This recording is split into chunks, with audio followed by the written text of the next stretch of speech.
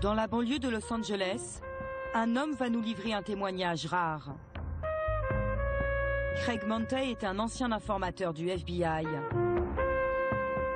Pendant 1 an, il a changé d'identité.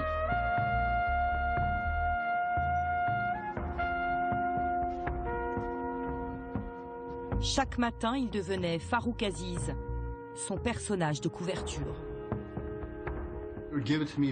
Ce sont les agents du FBI qui m'ont donné ces vêtements pour que j'aie vraiment l'air musulman. Musulman, Craig ne l'est pas. Comme beaucoup d'informateurs, c'est un ancien trafiquant de drogue. Pour éviter la prison, il renseigne le FBI dans les années 80. Il y a 7 ans, l'agence fédérale lui propose 9 000 € par mois pour infiltrer des mosquées, équipé d'un micro, caché dans ses clés. J'en avais une douzaine comme celle-ci. Je laissais mes clés traîner dans la mosquée, dans le bureau de l'imam, chez les gens. Et je revenais plus tard en disant que j'avais oublié mes clés. C'est comme ça que j'espionnais les gens. J'étais réputé dans la mosquée pour oublier mes clés partout. La mission de Craig Montey, repérer dans les mosquées des musulmans radicaux susceptibles de planifier des actions terroristes. Son opération a eu lieu en 2007, 6 ans après le 11 septembre. À l'époque, le traumatisme est toujours là. Le président George Bush le répète, l'Amérique est en guerre. Ben Laden et les terroristes qui l'entourent ont été très clairs sur leurs intentions, comme Hitler et Lénine avant eux. Nous sommes en guerre et nous ne pouvons pas la gagner en agissant comme si elle n'existait pas. Après le choc de 2001, les pouvoirs des services de renseignement sont renforcés. Des centaines d'opérations de surveillance comme celle de Craig Montey sont menées à travers le pays. Débusquer des terroristes devient une priorité. Sur le terrain, les informateurs sont sous pression. Au bout d'1 an d'infiltration, Craig ne trouve aucun suspect. Le FBI lui demande de continuer. Je leur mettais la pression en leur disant des choses du genre « Un vrai musulman ferait le djihad. Un vrai musulman ferait la guerre contre un État infidèle qui a envahi son pays, violé ses femmes. » J'essayais d'augmenter leur rage, leur colère. Mais la plupart ne réagissaient pas. C'étaient des gens très pacifiques. Ce n'étaient pas des terroristes. Craig affirme que le FBI l'aurait menacé de ne pas le payer, faute d'identifier des terroristes. Pour lui, pas question de dénoncer des innocents. Il abandonne l'opération. Le FBI dispose de 15 000 hommes de l'ombre comme lui sur le terrain. Combien sont-ils à être allés plus loin que Craig, à avoir flirté avec l'illégalité? Enquête sur cette guerre invisible menée par le FBI.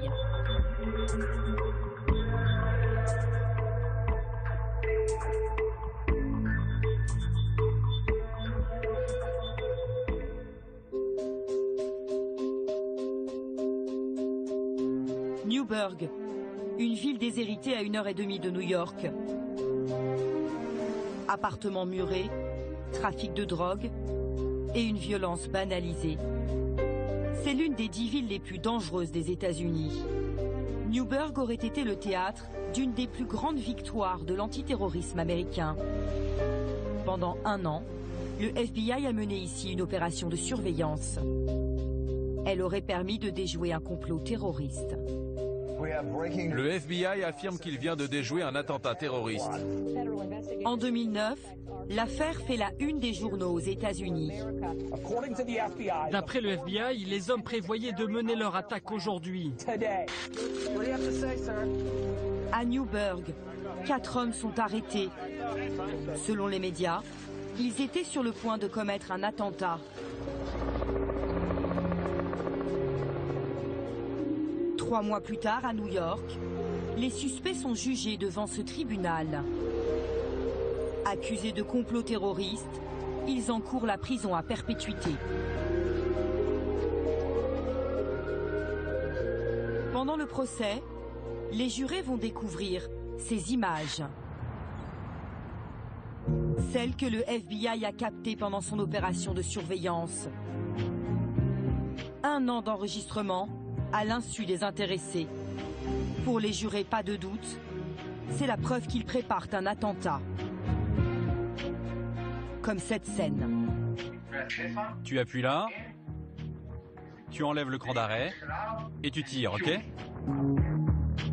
Des vidéos rares, devenues le socle de l'accusation. Les 4 de Newburgh sont condamnés à 25 ans de prison. Ces images, nous nous les sommes procurées. Nous les avons décryptées. Elles vont nous livrer une histoire différente et révéler le rôle joué par l'informateur du FBI. Tout commence le 13 mai 2008, quand cet informateur arrive à la mosquée de Newburgh. Il est au volant d'une voiture de luxe. Dans ce quartier pauvre, il intrigue. Il pousse la porte de la mosquée et voilà ce qu'il dit à l'imam. La première fois que je l'ai vu, c'était un vendredi, sur le parking derrière la mosquée. J'avais fini de réciter la prière et quelqu'un m'a dit qu'il y avait une personne qui voulait me parler. Il voulait savoir des choses sur le djihad, la guerre sainte, sur l'islam. Il m'a demandé « Qu'est-ce que vous avez à dire à propos du djihad, de la guerre sainte ?» Mais je ne répondais pas à ses questions. Ça ne répondait pas à ce qu'il avait envie d'entendre, visiblement.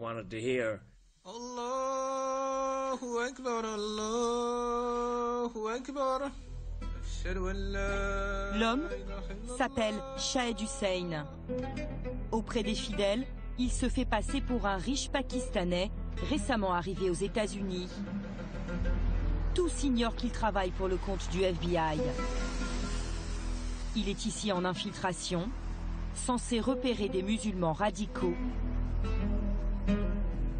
Pour cette mission de surveillance, des micros et des caméras ont été disposés partout. Dans la maison que l'informateur a louée pour l'opération et dans sa voiture.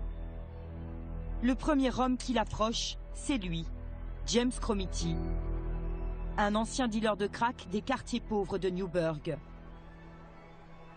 Nous avons rencontré un avocat qui a analysé cette opération d'infiltration du FBI. James Cromity est une personne complètement perdue.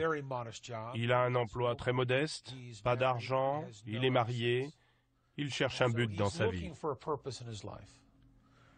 Shahed Hussein arrive et lui dit « Je vais te donner un but, je vais te donner une histoire et tu vas avoir l'impression d'être quelqu'un d'important. » Au fil des semaines, les deux hommes se fréquentent de plus en plus. James Cromity s'attache à celui qu'il croit être son nouvel ami. Il le lui dit lors d'un trajet en voiture. J'ai envie que tu sois comme un frère pour moi. Sois mon frère, Shahed. J'ai envie d'être moi-même avec toi. Je sais que ça ne posera pas de problème. L'infiltré Shahed Hussein invite régulièrement James Cromity chez lui. Petit à petit, il lui parle du djihad et d'une mission qu'il voudrait lui confier. L'informateur est assis à la droite de l'image.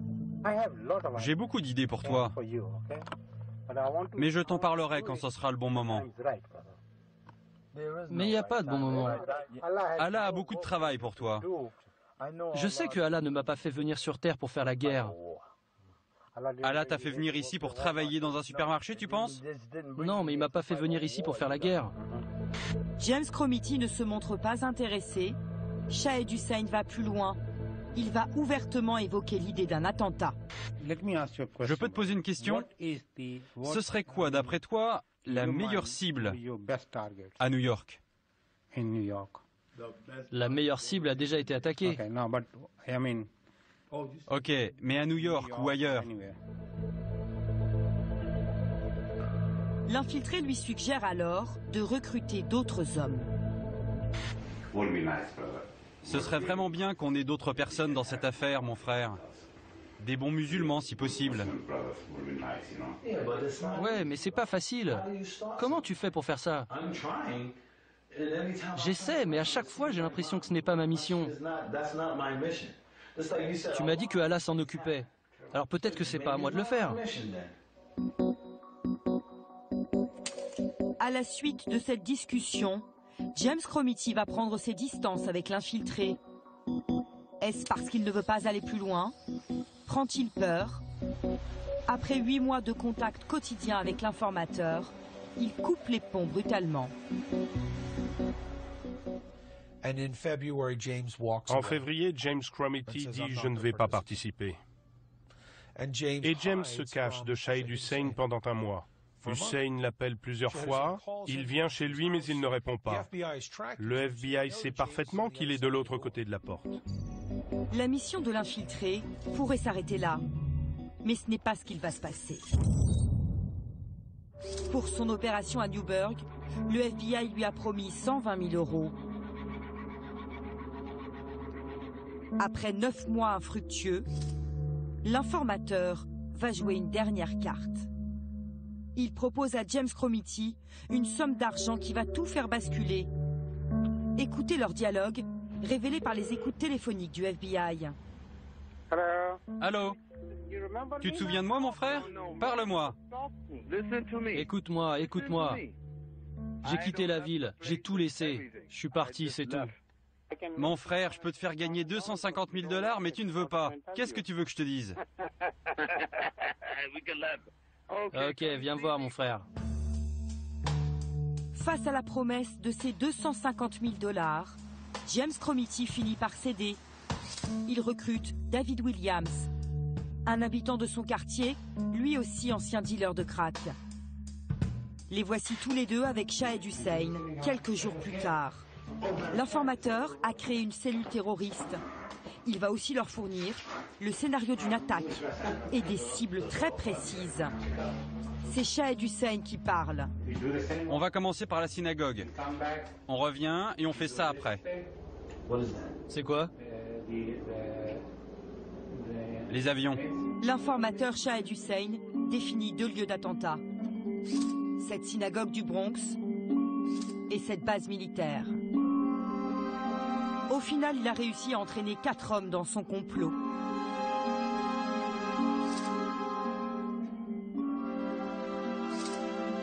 C'est le FBI qui a fourni ces sacs d'explosifs, des bombes factices, ainsi que le lance-missile neutralisé apporté par l'informateur. C'est lui-même qui leur montre comment le manier. Tu appuies là, tu enlèves le cran d'arrêt et tu tires, ok? Quelqu'un veut essayer? Une personne à la fois.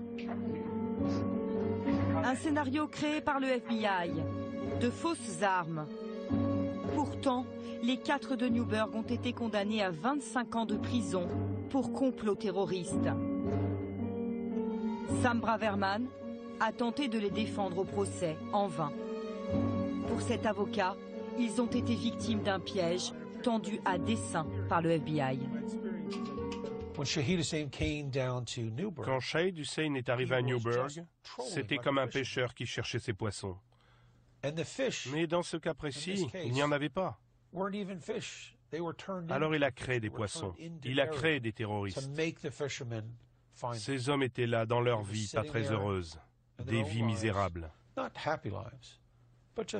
Ils attendaient que quelque chose se passe. Shahid Hussein est arrivé, à partir de là, ils étaient pris au piège. La justice vient de rejeter l'ultime tentative d'appel. Le combat des avocats de la défense est perdu. Shahid Hussein, l'informateur, lui, a touché comme prévu 120 000 € du FBI. Nous avons tenté de le retrouver, à 100 km au nord de Newburgh. Officiellement, il est propriétaire de ce motel. Mais ce jour-là, malgré plusieurs tentatives, sa porte nous est restée fermée. Toute son opération de surveillance a été pilotée depuis le siège du FBI à Washington. 6 mois après l'arrestation de Newburgh, le directeur du FBI s'exprime face au Congrès. Robert Mueller dresse le bilan annuel de son agence. Il présente l'affaire comme un succès. Le FBI a ciblé plusieurs suspects terroristes. On s'est rendu compte que ces personnes étaient prêtes à aller au-delà des mots, en passant à l'action. Le meilleur exemple, c'est en mai 2009, avec l'arrestation de 4 individus qui avaient prévu de faire exploser une synagogue à New York. Ils avaient aussi prévu d'attaquer une base militaire. Aujourd'hui, le FBI a refusé nos demandes d'interview sur ses méthodes de lutte antiterroriste. Aucun représentant des autorités américaines n'a souhaité nous parler. Bonjour, je fais un reportage sur les opérations d'infiltration aux États-Unis. Nous souhaiterions une interview. La question est sensible aux États-Unis. Le seul qui a accepté de nous recevoir, c'est Ted Waski, un agent retraité du FBI. Il a dirigé plusieurs cellules antiterroristes à travers le pays.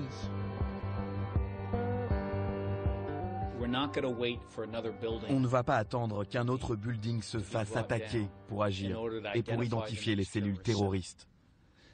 Les Américains et le monde entier tiendront le FBI pour responsable s'il y a une autre attaque terroriste. D'après Ted Waski, la fin justifie les moyens. Nous l'interrogeons sur l'opération de Newburgh et sur le rôle très actif de l'informateur. Qu'est-ce que vous pensez de ce comportement ? Si ce n'était pas Shahed Hussein, ils auraient trouvé quelqu'un d'autre qui leur aurait offert de l'argent pour appuyer leur cause.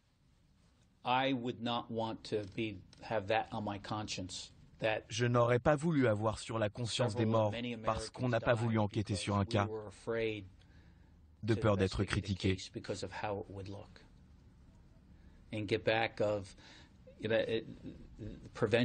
C'est préventif. On ne sait jamais jusqu'où ces hommes étaient prêts à aller. Combien d'attentats ont été déjoués grâce aux opérations d'infiltration? Impossible de connaître ce chiffre. Secret défense, d'après les autorités américaines. En 13 ans, plus de 200 opérations comme celle de Newburgh ont été menées par le FBI. Barack Obama a maintenu le dispositif mis en place par George Bush. Après les attaques du 11 septembre, la mission du bureau s'est focalisée plus que jamais sur la prévention. Le défi est d'identifier et d'arrêter les complots terroristes avant même qu'ils ne se mettent en place. Aux États-Unis, peu de voix s'élèvent contre les méthodes de lutte antiterroriste. Un journaliste d'investigation enquête depuis 7 ans sur les excès de cette politique. Trevor Aronson a tenté de démontrer à plusieurs reprises que des hommes avaient été piégés. Bonjour, comment ça va? Ce jour-là, il a rendez-vous avec Avni Osmakak. Son frère vient d'être condamné à 40 ans de prison pour complot terroriste. Cette fois encore, il était en contact avec un informateur du FBI. Votre frère a changé après avoir rencontré l'informateur? Il a commencé à s'habiller en habits traditionnels musulmans, à mettre un turban. Ça, c'est l'informateur qui lui a demandé de le faire. Il lui disait que tous les bons musulmans devaient s'habiller comme ça. D'après Avni, son frère aurait été manipulé du début à la fin par le FBI. Dans cette affaire aussi, tout a été enregistré. L'informateur a procuré des armes à Sami Osmakak. Il lui a appris à s'en servir. Il l'aurait poussé à enregistrer cette vidéo djihadiste. C'est l'infiltré du FBI qui tient la caméra. Nous voulons nous venger des infidèles américains qui font couler le sang en Irak. Nous allons faire couler votre sang, celui de vos femmes et de vos enfants. Sa ceinture d'explosifs, le revolver et la Kalachnikov posée à côté de lui sont factices. Avni affirme que son frère était malade, diagnostiqué schizophrène 5 ans avant cette vidéo. On l'a vu changer quand il est tombé malade. On a essayé de le convaincre d'aller voir un médecin, mais il nous a fui. Et l'informateur, il a juste profité de sa maladie. Vous pensez que votre frère réalisait que c'était grave de faire ce genre de vidéo? Mon frère ne savait même pas ce qu'il disait à ce moment-là. Tout ça, c'était orchestré par quelqu'un dans les coulisses. La thèse de la manipulation, avancée par les avocats, n'a pas été retenue. Pour le journaliste Trevor Aronson, ce cas ressemble à d'autres histoires qu'il a révélées. D'après lui, il s'agirait bien d'un piège. Ce qui est significatif dans le cas de Sami Osmakak, c'est que comme les autres affaires, on dirait que le FBI a tout orchestré. Chaque détail, y compris les mots que Sami Osmakak a prononcés. Il a aussi été manipulé par l'informateur qui lui a promis de l'argent. Il y a aussi des questions qui se posent sur ses capacités mentales limitées. Il était facilement manipulable par ses agents qui cherchaient une affaire à tout prix. D'après Trevor, quand le piège se referme, il est presque impossible de s'en sortir.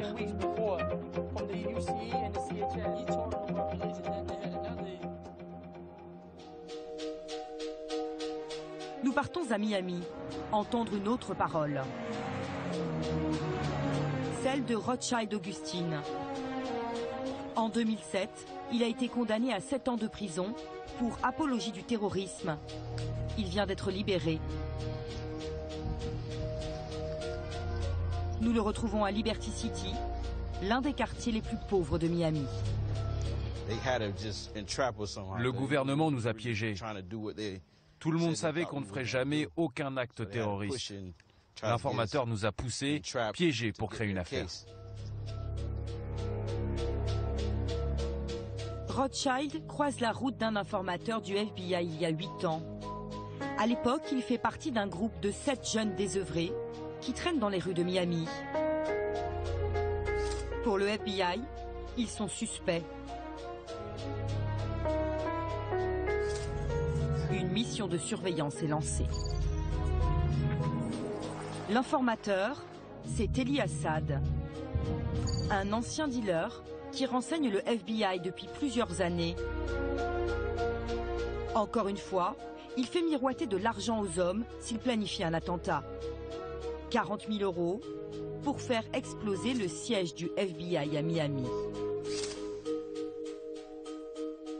Mais au fil des mois, rien ne se met en place. Alors Eli Assad imagine autre chose.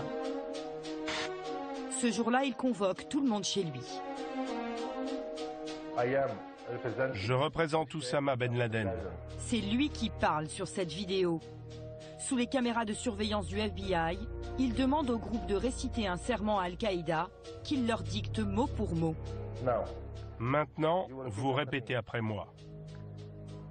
Je jure devant Dieu, le Tout-Puissant, de m'engager entièrement. Rothschild est l'homme au t-shirt blanc. C'est à cause de cette vidéo qu'il a été condamné pour apologie du terrorisme.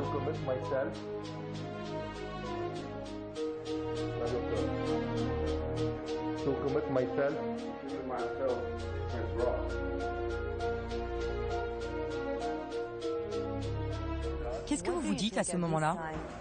À ce moment-là, j'étais très mal à l'aise. Je ne comprenais pas ce qui se passait. Je pensais juste à partir. Regardez, j'ai la main sur la porte, prêt à partir. Je comprenais pas. C'est sûr que c'était pas une bonne idée. Avec le recul, je me dis que c'était stupide. Mais à l'époque, on était désespérés, on avait besoin d'argent. On avait des rêves, des buts à atteindre. Et rien ne se passait, on était frustrés. On voulait juste que nos vies changent. Rothschild se serait laissé aveugler par l'argent. Il affirme que pour lui, ce serment n'avait aucun sens. Nous avons joint l'informateur par téléphone. Il reconnaît avoir incité les hommes en leur proposant 40 000 €. Mais d'après lui, sa mission était légitime. Virginie, si je vous donne 100 000 $, vous savez que je suis une mauvaise personne et que je veux quelque chose de mal. Vous le faites, vous? Pourquoi vous leur avez suggéré d'attaquer le siège du FBI? L'idée vient de vous? On voulait voir à quel point ils étaient sérieux. Pour Elie Assad, cette opération aurait permis d'éviter le pire. Imaginons que ces hommes aient réellement cherché une mauvaise personne. Imaginons qu'ils aient vraiment trouvé cette personne. Qu'est-ce qui se serait passé d'après vous? Pour son opération de surveillance à Miami, Elie Assad a touché 65 000 € du FBI. Les informateurs cherchent-ils désormais des terroristes à tout prix? Un homme en est persuadé. Mike German a travaillé pendant 25 ans comme agent spécial du FBI. Il a démissionné en 2004, après avoir dénoncé les dérives de la lutte antiterroriste. À l'époque où je faisais mes opérations d'infiltration avant le 11 septembre, si je voulais ouvrir une enquête pour terrorisme sur des personnes, le FBI m'aurait demandé à quelle organisation terroriste ces hommes sont-ils affiliés. Dans les récentes affaires, j'aurais répondu en fait, ils ne sont pas affiliés à des terroristes. On m'aurait demandé, ok, mais quel genre d'armes ont-ils? Ils n'en ont aucune. Quelles ressources ont-ils pour acheter des armes? Ils n'ont aucune ressource. Quel est leur complot terroriste? Ils n'ont aucun complot en tête. Donc, on va lancer l'opération d'infiltration, leur fournir les armes, l'argent et l'idée de l'attaque.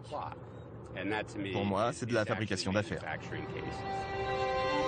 D'après cet ancien agent, l'attaque du World Trade Center a profondément changé les méthodes du FBI. Depuis, son budget a explosé. Il dispose de 3 milliards de $ chaque année. Mike German affirme que l'agence est tenue par une politique du chiffre, du résultat. On dirait que le FBI essaye d'entretenir la peur dans l'opinion publique et auprès du Congrès qui décide de leur donner de l'argent et du pouvoir. Plutôt que de se concentrer sur les personnes qui menacent vraiment la sécurité intérieure, ils vont à l'opposé en se disant « Ok, le prochain cas, on va le rendre encore plus sexy. On va apporter des grosses armes, un complot qui fait peur et on va faire en sorte que les gens appuient sur la gâchette pour que cela ressemble le plus possible à quelque chose de sérieux. » Pour lui, le FBI stigmatise l'islam et les musulmans injustement. La communauté musulmane est suspectée d'office. En envoyant des informateurs, le FBI mène plusieurs intrusions dans cette communauté. Pas seulement pour fabriquer de faux complots terroristes, mais aussi pour espionner tout simplement les musulmans. Justifier de se concentrer sur certaines personnes en raison de leur religion, c'est totalement inapproprié dans une société démocratique. D'après Mike German, le gouvernement se trompe de cible.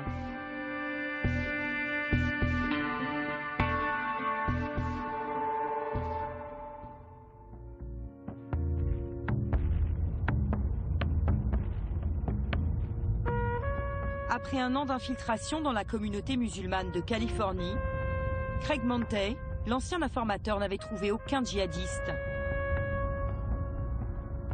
7 ans plus tard, il ose à peine s'approcher des lieux qu'il a surveillés à l'époque.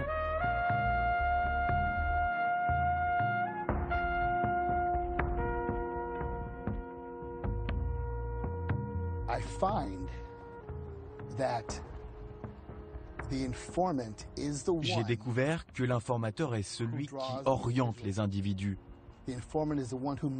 qui les motive, qui les pousse en leur donnant de l'argent parfois.